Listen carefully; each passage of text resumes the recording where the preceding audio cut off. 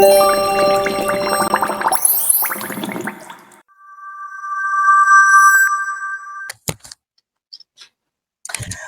back, magical friends! It's season 2 of the Lightning World Chronicles. Yay. Christina McCrary on Facebook. I am so sorry that we are a week late and off schedule. Unfortunately, I got sick this week. If you're listening, you can kind of hear my allergies are totally acting up, and I got heat exhaustion in the heat wave that we had here in LA. So I was down. I slept like 3 out of 5 days this week between Monday and Friday. All my fault, guys. No fault at all of my beautiful, wonderful co-host. Please introduce yourself, bestie. Hello again, magical friends. Welcome back to season 2. I am your local Hufflepuff, Erica. You can find me at Poodle Noodle 82. Here's one of my little poodle noodles. This is Cinnamon. Hi. Yeah. Glad to be back. Yay. And where can the people find you? I'm Poodle Noodle 82 at the Instagrammy place. You know, it's my favorite when you say that. And to find all things crazy, including my other podcast and merch and all the fun stuff, go to that link right there. It's my milkshake, msaj.ke/xtinamcrazy. All right. Do we have any more? Oh, Erica, you have an announcement. Yes. Life is hectic and things. So we're going to change the podcast up a little bit. The typical crafts that I would do on every episode, we're actually going to skip that. They are extremely time consuming. And, I can be honest and, I could feel like I'm not that great at them. I feel as though there are other people on the interwebbies that are really, really talented when it comes to craft making and designing. And I would prefer that we highlight those people instead, especially when it's... I don't mean to interrupt, but I didn't like the way you framed that. I think you make beautiful crafts, and I think that wasn't how I expected you to start that. But go ahead. I think I make all right crafts. I think, like I said, there are other people who do excellent, exquisite jobs with replicas. And not to mention that I don't have the same... I don't have access to all of the materials that I would want to have to really try to get into better replica making and things like that here. So I would like to leave it to the experts, and I would prefer to, thank you, I love hugs. I would prefer to highlight those experts and have them, have their due on our platform instead. Okay. So making magic's going to be a little bit different this season, guys. Yeah. Every now and then when I feel super inspired, I will definitely make something if I have a really nice idea. But for the most part, I think I would like to highlight other content creators, other replica creators, and give them a little shout out instead, and have you go and check out their wonderful stuff. Yeah. Doing a craft every single episode is a lot. So that's what we learned from season 1. Woo-hoo! All right. That said, are you ready to move into the chapter? Yeah, it's exciting. All right.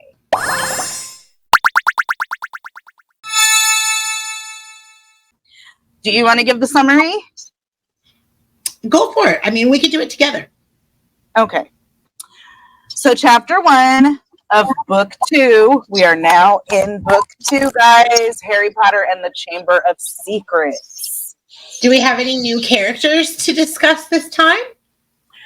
The only characters that we get are the mention. We don't meet them yet. They're just arriving at the end of the chapter, but the Masons are coming over for dinner. Mr. and Mrs. Mason, because Uncle Dudley is trying to sell some drills to Mr. Mason.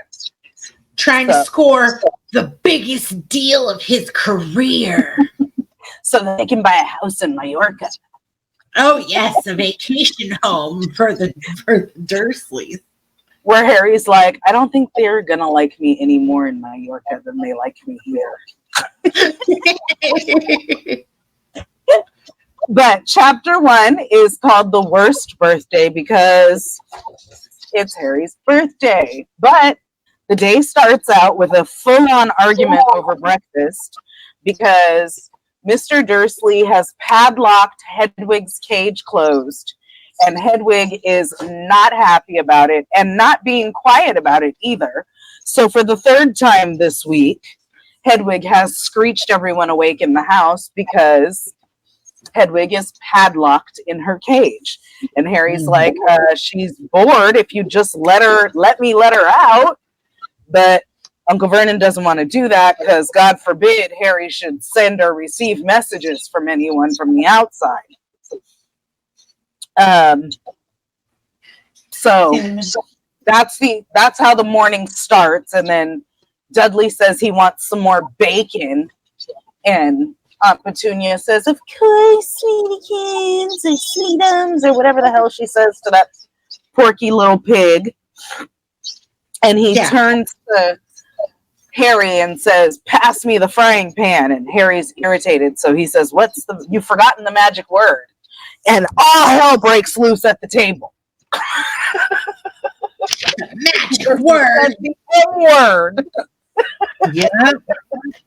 And so Uncle Vernon's about to combust. Aunt Petunia's like clutching her pearls and gasping.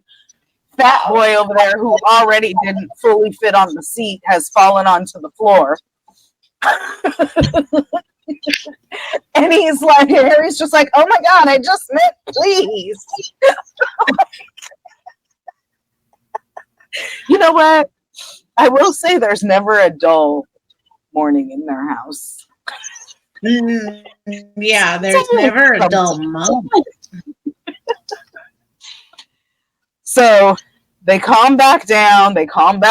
Everybody's back to chilling again. And then they kind of go into a little bit of, what's the word I'm looking for, Erica? I cannot find my words today. A little bit of get you caught up, a little bit of quick background. So, they talk about how recap. Yeah, recap. That was the word I was looking for. So the chapter goes into a recap where Harry's like, he's been home for the summer holidays and they've kind of been treating him a little bit like a bomb, like he's going to go off at any second because he found out he was a wizard and he went off to wizard school. And now he's home for the holidays and how much he misses Hogwarts and he misses the classes and the passageways and his friends and Quidditch. But the moment he got home from school, Uncle Vernon locked his spell books, his trunk, his wand, his broom, everything in the cabinet under the stairs. And Harry's all stressed out about that too because he can't do his homework, he can't practice flying, even though he's on the Quidditch team. Like, it's just, not lovely. So it goes into a little more. He can't even practice flying. Like, how do you practice flying? I mean, he would have to like sneak out at night somewhere and go somewhere secluded. Like, he couldn't really practice flying, but damn, he could at least do his homework. I know, right? At least read his books, like, keep up. Yeah. And then, of course, they go over what happened last year and what everybody looks like again and the scar and why it's there and Harry's, journey to ending up with his dead mother's sister and her husband. And then it says, but now the school year was over and he was back with the Dursleys for the summer, back to being treated like a dog that had rolled in something smelly. How lovely. Yeah. And then they talk about how it's actually Harry's 12th birthday. So he's now been with the Dursleys for 11 years. He's done 1 year at Hogwarts. It is his 12th birthday. And they ignored his birthday completely. And then at that moment, Uncle Vernon clears his throat and says, now, as we all know, today's a very important day. And Harry's like, oh, daring to think. And then Uncle Vernon says, this could well be the day I make the biggest deal of my career. Of course, speaking about the fact that the Masons are coming to dinner. Yep. And so they start running through the schedule because Uncle Vernon has given everyone a script and a place to be, and everything has to be just so. And so Uncle Vernon says, all right, let's run through the schedule one more time. We should all be in position at 8 o'clock. Petunia, you'll be. And Aunt Petunia promptly says, in the lounge, waiting to welcome them graciously into our home. And then he says, and Dudley, I'll be waiting to open the door. Dudley put on a foul, simpering smile. May I take your coats, Mr. and Mrs. Mason? Oh, says Aunt Petunia. And then Uncle Vernon says, excellent, Dudley, and you, he says to Harry. And Harry says, I'll be in my bedroom, making no noise, and pretending I'm not there. And so they go through some more, and Uncle Vernon's like, okay, we'll lead them into the lounge. Petunia will introduce you, and you'll pour them drinks about 8:15. And then Aunt Petunia's like, and then I'll announce dinner. And then Dudley's like, and then Vernon's like, Dudley, and then you'll say, and he says, oh, can I take your coats? And he offers his arm to walk Mrs. Mason into the kitchen. And Aunt Petunia, of course, says, my perfect little gentleman. And then Uncle Vernon once again turns to Harry and says, and you? And Harry says, I'll be in my room making no noise and pretending I'm not there. And so, on his birthday. I know, he's going to spend his birthday pretending he isn't there. And then they're going to get in some compliments. So they start practicing compliments, and Petunia says, oh, Vernon tells me you're a wonderful golfer, Mr. Mason. Do tell me where you bought your dress, Mrs. Mason.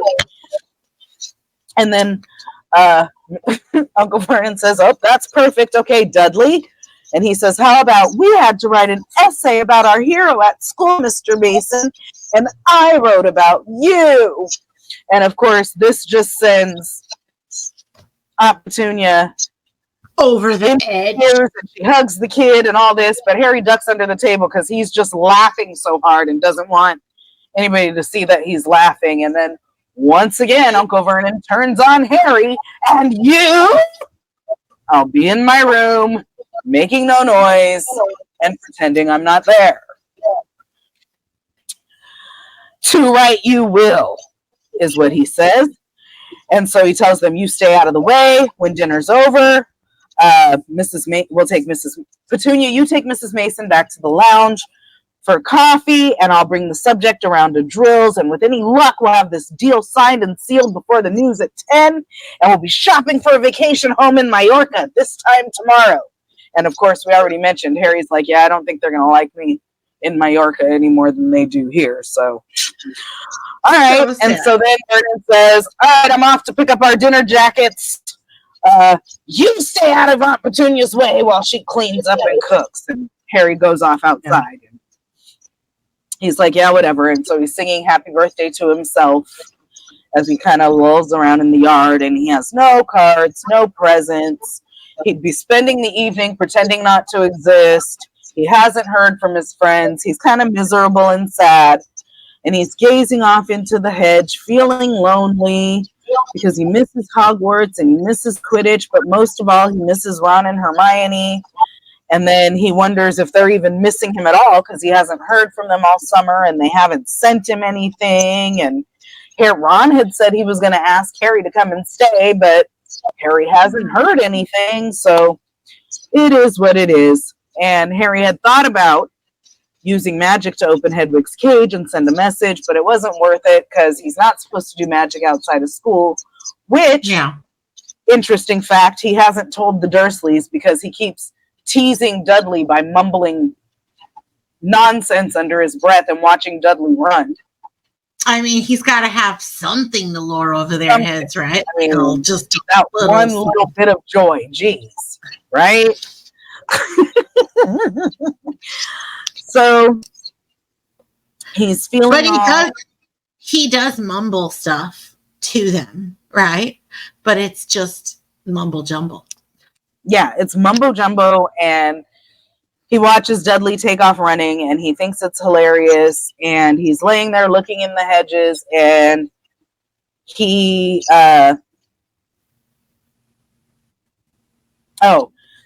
feeling all sorry for himself, and he's upset because he hasn't heard from Ron or Hermione, and at this point, he's like, I'd want to hear from anybody in the wizarding world. Geez, I'd even take hearing from Draco so that I know that it wasn't a dream. Like, yeah. And then it gives a little more. Yeah, and then it gives a little more recap where it's like, oh, it wasn't all fun and games. He had to face Voldemort, and he almost died, and he is now having nightmares, and he wakes up drenched in sweat because he's faced Voldemort again. And so he's sitting there just kind of all off in his own world. And then all of a sudden he realizes that the hedge is staring back at him. Yeah. Two enormous green eyes had appeared among the leaves. And as Harry jumps up to go and investigate, he hears, I know what day it is. And Dudley comes waddling toward him across the yard, and the eyes disappear. And so Dudley's like, yep, I know what day it is. And Harry's like, oh, you finally learned the days of the week?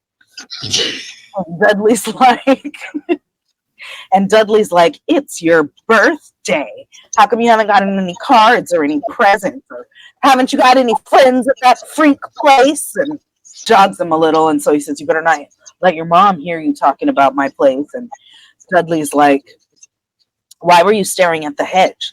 And Harry's like, oh, I was trying to figure out the best way to set it on fire. And Dudley's like, no, you can't do magic, or Dad'll chuck you out of the house, and you haven't even got anywhere else to go, and you haven't even got any friends. To which Harry responds, Jiggery Pokery, hocus pocus, squiggly wiggly. And Dudley yard screaming, Mommy's doing magic! And of course, Aunt Petunia doesn't like that. And so Aunt Petunia heaves a heavy pan that she's washing at Harry, and he ducks and misses it. And then she puts him to work as a punishment. And so now remember, it's August. No, Harry's birthday is July 31st. It's the last day of August, middle of summer, hot as hell. While Dudley's lolling around eating ice cream, Harry gets put to work and told that he's not going to eat until he finishes all the work that he has to do. So he cleaned the windows, washed the car, mowed the lawn, trimmed the flower beds, pruned and watered the roses, and repainted the garden bush while the sun blazed overhead and burned the back of his neck. Yes. And then he's thinking to himself while he's doing all of those things, which, by the way, how did he wash the car if Uncle Vernon went into town to get the suit jackets? But I digress. Uh-huh. So he's, thinking to himself the whole time he shouldn't have taken Dudley's bait, but Dudley had come over and essentially said exactly the thing that Harry was sitting out there being sad about. So he had poked back at Fat Butt Dudley, who's not very nice. So Poked the bear. He poked the bear. exactly. And so now Harry's out there and he's doing all this work and he's like, maybe I don't have friends. And wouldn't you like to see the famous Harry Potter now? He thought savagely as he spread manure on the flower beds. And then about 7:30, Aunt Petunia tells him, get in here and walk on the newspaper. And he's relieved to get out of the sun and get inside. And there's a huge mound of There's a pudding on top of the fridge with a huge mound of whipped cream and sugared violets, and there's a loin of pork roast sizzling in the oven. And Aunt Petunia says, eat quickly because the Masons will be here soon, and points to the table. And there's 2 slices of bread and a lump of cheese for Harry. Yep. And so he bolts it down real quick, and she rushes him upstairs. And as he passes by the living room, he catches a glimpse of Uncle Vernon and Dudley in their suits and bow ties for dinner. And just as he gets upstairs, the doorbell rings, and Uncle Vernon's face pops over, and he says, remember, boy, not one sound. And Harry tiptoes into his room, closes the door, goes to collapse on his bed. The trouble was, there was already someone sitting on it. Huh. And that's the end of the chapter. Huh. What an odd birthday. Poor Harry. Poor Harry, indeed. They just can't catch a break. They're just horrible people. Yes. Like, they're just terrible people. They didn't take him in because they were like, oh, we're the only family he has left. They took him in because, well, basically they had to. And then that's the thing. Ugh. Yeah, they're awful people. They're terrible people. But familial obligation makes people do things that they don't want to do. Yeah. In many ways. Like they obviously didn't give a crap about being nice about it, but they did it. It's like, although they always throw it in his face. Yeah. Like, oh, I do all of this for you, when really all they do is give hand-me-downs and treat him like literal garbage. I mean, they put a roof over his head. They ultimately, they clothe and they feed him. Like, he's not, sure, he might be a little bit malnourished, and he's definitely being verbally abused. Possibly physically abused as well. I mean, yeah, I don't know if that frying pan hit the target or not, but... And it said a heavy... Well, no, I guess it couldn't be cast iron because it was in soapy water. Unless she doesn't know how to wash cast iron. I have a feeling she does, though. She's very good at keeping the kitchen spotless. She's a little OCD, actually, kind of. I mean, there are other factors, right? But they definitely do the bare minimum. They're definitely just doing the bare minimum. They do the bare minimum, and they're not nice about it. Right. And I mean, okay, so from their perspective, if we have to look at it from their perspective, this is an extenuating financial burden that they did not anticipate, right? As 12 years ago, 11 years ago, as a young family with a toddler in their house. And then with the resentment and the feelings that they have towards the Potters, towards her sister, right? All of those negative feelings, and plus the financial burden and all the other things all combined, make them feel justified. They're still not, because that was a friggin' baby. He was a year old. Like, he knows nothing but you people. Until he goes off to Hogwarts. Yes. And green flashes of green light.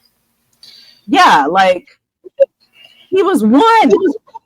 Yes. Anyway, They somehow feel justified because of that. But yeah, they're not. Yeah, well, they're terrible people, but it is what it is. Sometimes in the world there are terrible people, and sometimes they're in your family.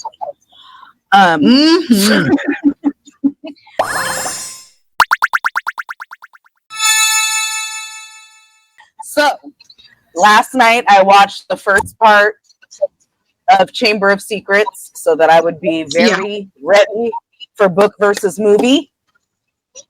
What do you got? I mean, so much of this isn't in the movie. Literally, that's the first bullet point.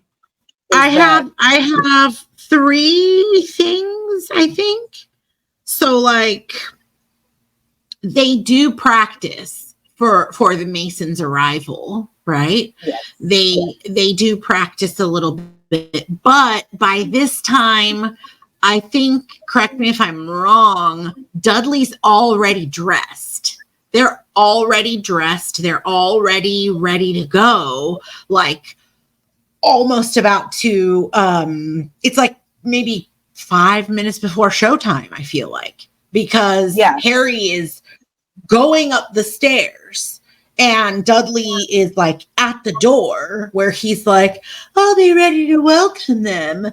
And Petunia is in the living room and like they're pretty much just right there, right? Yeah, like we don't see any of him going outside, any of him doing all the work. Like, no, it's just, and they don't even have that breakfast conversation about Hedwig. No, not at all. Like, yeah, they don't have any of that conversation. Like, Harry's up in his room, and Hedwig is like biting at the lock and screeching at Harry, and Harry's telling her, like, I know, I'm sorry, like, I can't let you out. And Hedwig's not happy.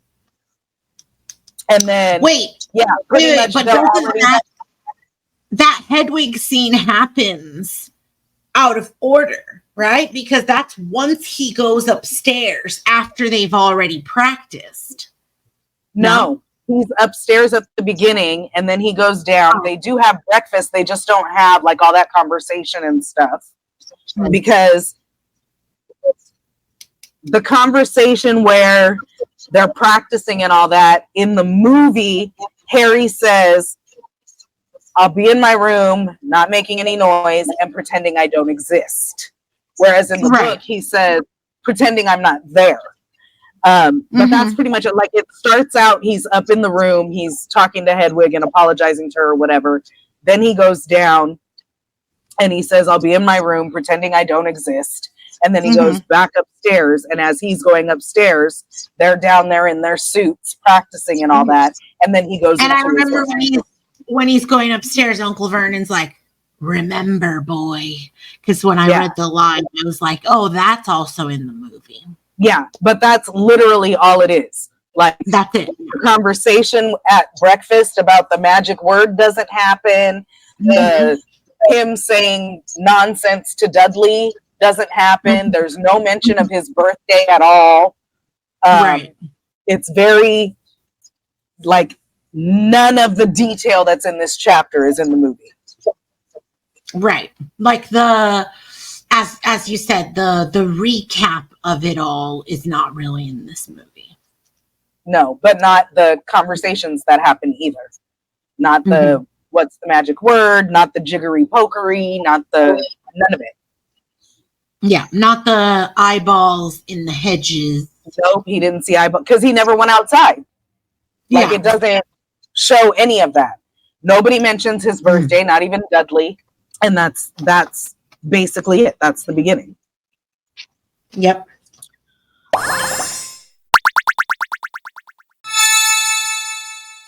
Okay. Ma'am? Yeah. What's your takeaway? Well, it's very much part of the book and not the movie, as you said. But the fact that Uncle Vernon, like with the whole magic word thing, and he says, I warned you. I will not tolerate mention of your abnormality under this roof. Like, Oh, so he's ableist sir. too. Like, sir, You're abnormal. His abnormality? Like, Oh my okay, God. okay, hot, right? Like, Your abnormality. yeah. Who's over there practicing for the arrival of his guests and keeping people on script, talking? I was going to say, literally telling everybody what to say and at what time. But Harry's the one with the abnormality. Yeah, it's just, yeah, it just reminded me, this chapter reminded me, because we don't really get to see the Dursleys except for like at the beginning and end of the books, right? So it just reminds me of how much. Well, and for a quarter of the year, we don't really understand, because the books mostly take place at Hogwarts. We don't understand that he has to deal with this for a quarter of the year, right? Like that's a long time for him to have to deal, you know? And from when they come home in June until he goes back September 1st. Yeah, to suffer through essentially all of July and August. Yeah, he has to deal with this crap. All right, so I wrote mine down because I wanted to make sure I didn't forget anything. My takeaway was that the Dursleys are cruel and abusive. They locked up Hedwig, which is animal cruelty to start with. Yeah. Not to mention, what is it going to hurt if there's a damn message from somebody? Like, right? It was both cruel to Hedwig and Harry, just for no reason whatsoever. Accusing Harry of threatening Dudley when he said, "You forgot the magic word," because people say that all the time. But yeah, they're them, so the abnormality is the elephant in the room. Locking everything in the cupboard, because you could have at least let the boy do his homework. He can't have books and parchment and pens. Honestly, if you think about it, especially the way that Dudley is raised, wouldn't you think that studying or having to read books or things like that would kind of be a punishment? Like the academic aspect or the academic side of things? Like, they could easily, people tell you, go to your room and read, or go crack a book. I was going to say, for Dudley, that would definitely be a punishment because of Dudley's personality. So I wonder, why didn't they think of it as a punishment? Yeah, you go. I have homework. Oh, okay, make sure you do your homework then. Exactly. But then the freak school and the abnormality part of it. So I don't know. But isn't it okay, if I am them and I really don't like this kid? I mean, it seems like they don't, right? If this is me, then I would be like, oh, let me get you out of my hair. Go take your books and your papers or whatever and stay in your room. But if you think about it, he really doesn't have much to occupy his time. So wouldn't it just be an extension of them not allowing him to really have any diversions or anything like library? I mean, Dudley has computers and TVs and all that, and Harry don't have nothing. So, like, well, have they removed all of Dudley's broken toys and stuff from his bedroom? Because it used to be Dudley's second bedroom, right? That's true. There's stuff in there. All the broken stuff. Is there any point? Yeah, when kids' imaginations, they can play with broken stuff. That's true. I don't know. I just thought they didn't have to lock up his books at the very least. Yeah. And then the line that I read about him going going back to being treated like a dog that had rolled in something smelly. They forgot. They didn't forget. They fully ignored his birthday because for Dudley to remember, they darn sure knew. Yeah. The fact that they made a big old rack of lamb roast or rack of pork loin or whatever, and this big humongous pudding for dinner, and she made him hurry up and scarf down 2 slices of bread and a lump of cheese. And her throwing it says she aimed a heavy blow at his head with the soapy frying pan. Yeah. And then her putting him to work while Dudley lolled around eating ice cream. And again, I put the list of the stuff, but I already read it to you guys. The windows, the car wash, the lawn, even repainting a full bench. Like, oh, I'd rather repaint a bench than mow the lawn. I'm just saying, his list of stuff. Yeah. Was extensive. You mow the lawn, you clean the windows. Yeah. Especially considering that Dudley just has to polish off some ice cream. Right. Like, it's all rather hefty chores. It's not like you got like one hefty chore and a few small. No, he got all the hefty chores while fat Piglet over there is sitting around eating ice cream and teasing people about their birthday.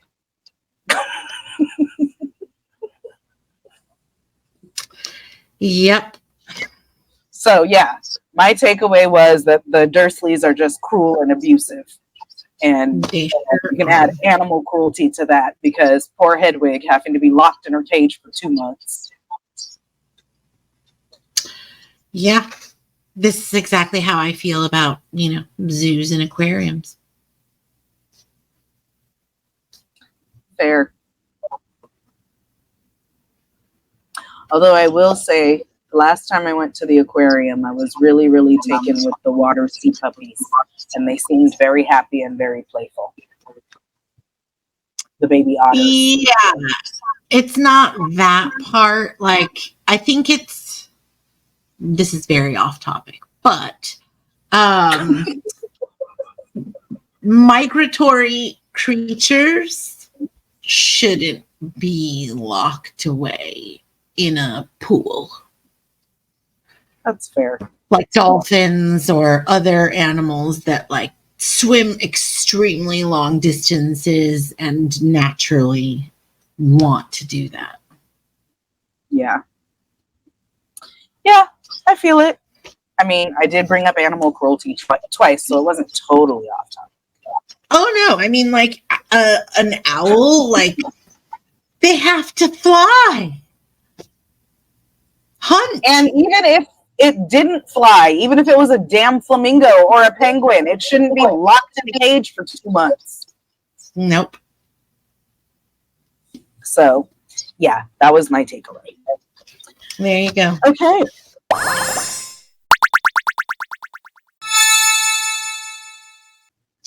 No magic. We're not making any magic. We'll highlight someone else's magic.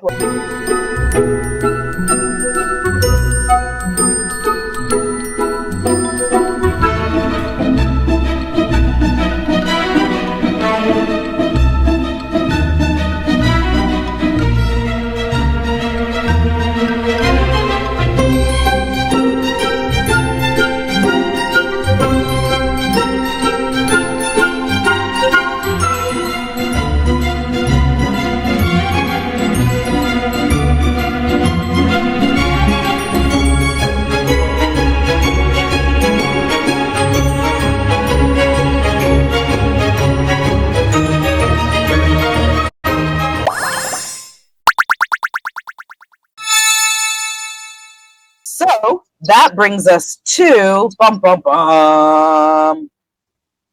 Hallows or Horcruxes. Let's do it. What you got? All right. Would you rather have someone ignore your birthday or have them acknowledge it but give you a really crappy gift?